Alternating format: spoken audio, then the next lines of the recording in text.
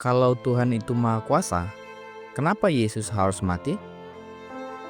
Kalau Tuhan bisa menyelamatkan manusia dengan firman, malaikat, atau sekedar deklarasi dari surga, kenapa harus pilih salib? Yaitu simbol penderitaan, penghinaan, dan kematian paling brutal. Mari kita bahas. Yang pertama, akar masalah. Dosa adalah masalah terdalam manusia.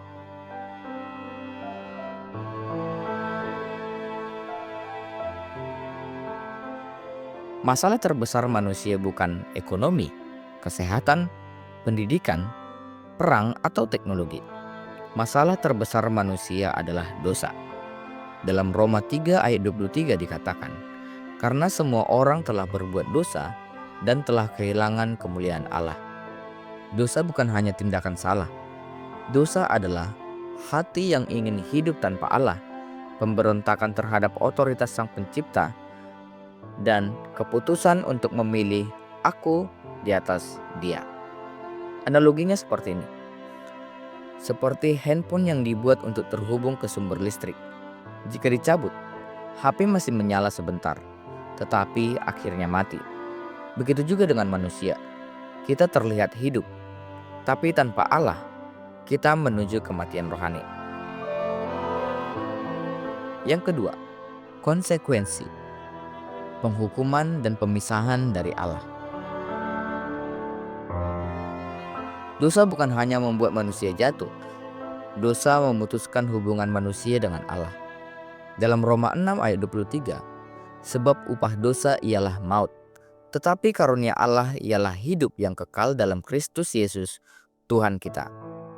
Maut di sini dua dimensi, kematian jasmani, yaitu tubuh menuju kehancuran, dan kematian rohani, terpisah dari Allah selama-lamanya. Karena Allah itu adil, maka dosa harus dihukum. Dalam Mazmur 11 ayat 7 dikatakan, sebab Tuhan adalah adil dan Ia mengasihi keadilan. Orang yang tulus akan memandang wajahnya. Analoginya seperti hakim. Kalau hakim membebaskan pembunuh hanya karena dia minta maaf, kita akan protes. Itu bukan kasih, itu ketidakadilan. Begitu juga dengan Allah. Ia tidak bisa cukup berkata, sudahlah aku ampuni.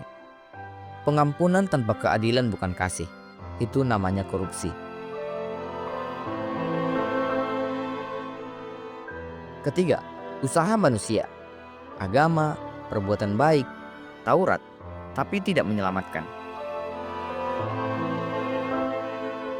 Sejak kejatuhan, manusia mencoba memperbaiki hubungan dengan Allah melalui perbuatan baik, moralitas, agama, ritual, hukum Taurat, bahkan korban-korban. Semua itu baik, tapi tidak menyelesaikan akar masalahnya.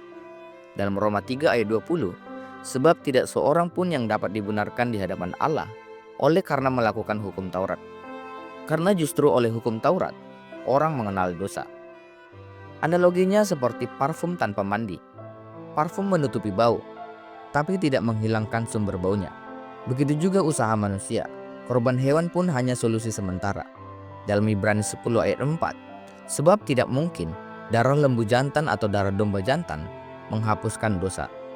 Artinya, manusia tidak bisa menyelamatkan dirinya sendiri.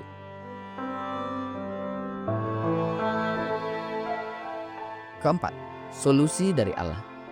Allah sendiri turun menjadi manusia.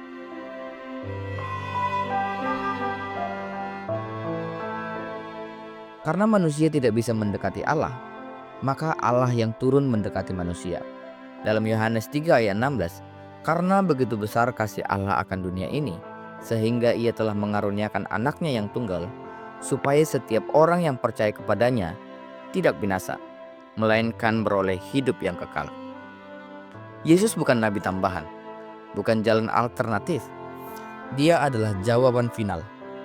Kenapa Yesus? Karena hanya Yesus yang memenuhi dua syarat, yaitu sempurna tanpa dosa. Dalam 1 Yohanes 3 ayat 5. Dan kamu tahu bahwa Ia telah menyatakan dirinya supaya Ia menghapus segala dosa dan di dalam Dia tidak ada dosa. Yang kedua, Allah dan manusia sekaligus. Kolose 2 ayat 9. Sebab di dalam Dialah berdiam secara jasmania seluruh kepenuhan keallahan. Sebagai manusia, Dia bisa mewakili kita. Sebagai Allah, korbannya bernilai kekal. Yang kelima, kenapa harus mati?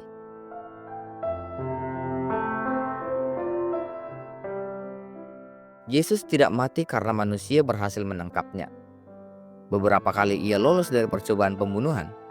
Dan Yesus berkata dalam Yohanes 10 ayat 18, "Tidak seorang pun mengambilnya daripadaku, melainkan aku memberikannya menurut kehendakku sendiri. Aku berkuasa memberikannya dan berkuasa mengambilnya kembali. Inilah tugas yang kuterima dari Bapakku."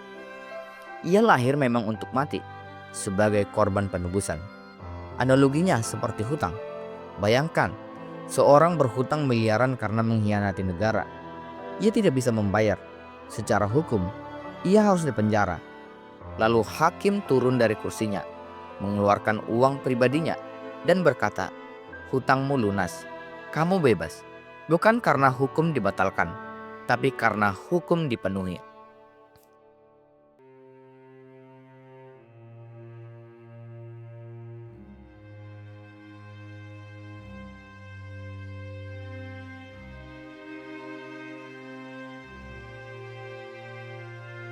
Itulah salib.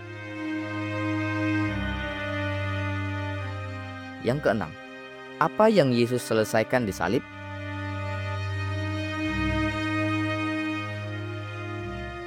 Ketika Yesus berkata, "Sudah selesai," dalam Yohanes 19 ayat 30, ia tidak berkata itu karena napasnya habis. Ia berkata itu sebagai deklarasi kemenangan hukum surgawi. Di salib, bukan hanya tubuh Yesus yang tergantung, tetapi seluruh konsekuensi dosa manusia. Berikut 3 karya ilahi yang terjadi di kayu salib. Yang pertama, penebusan dosa. Harga dosa dibayar sepenuhnya. Efesus 1 ayat 7. Sebab di dalam Dia dan oleh darahnya kita beroleh penebusan, yaitu pengampunan dosa menurut kekayaan kasih karunia-Nya. Kata penebusan dalam bahasa aslinya adalah apolutrosis, yang berarti membebaskan budak dengan harga tebusan penuh.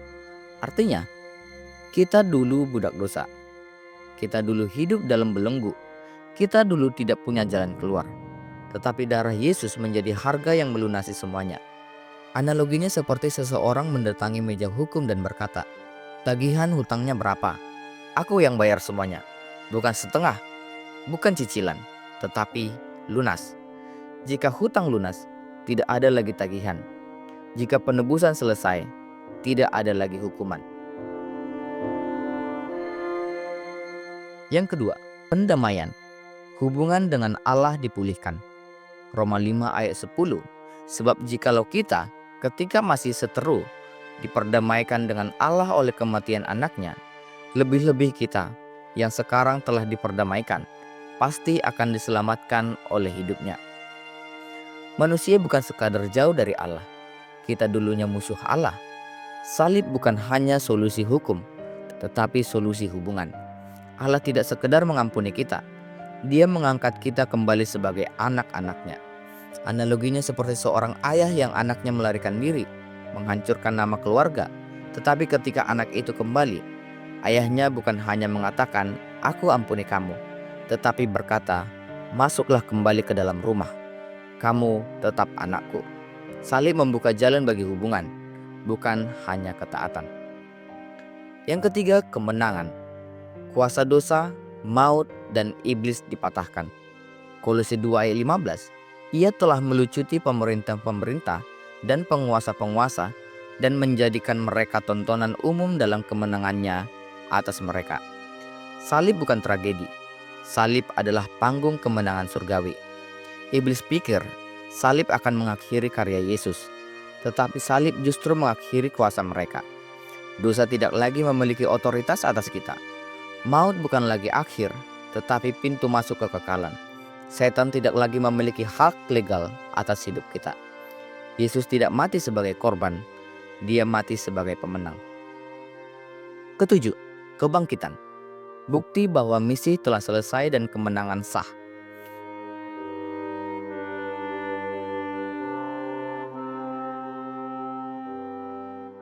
Kalau cerita berhenti di salib, itu hanya akhir yang tragis.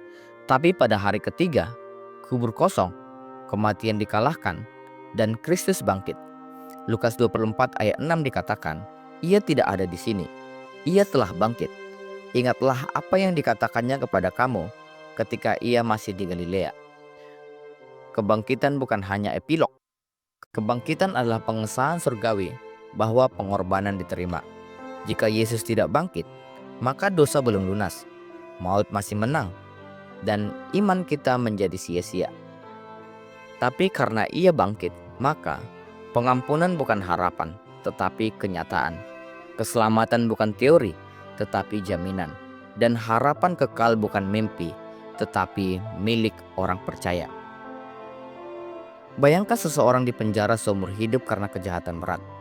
Lalu seseorang datang menjamin dan membayar seluruh tuntutan hukum. Jika pengorbanan itu diterima, tanda resmi akan diberikan, dan pintu penjara akan dibuka.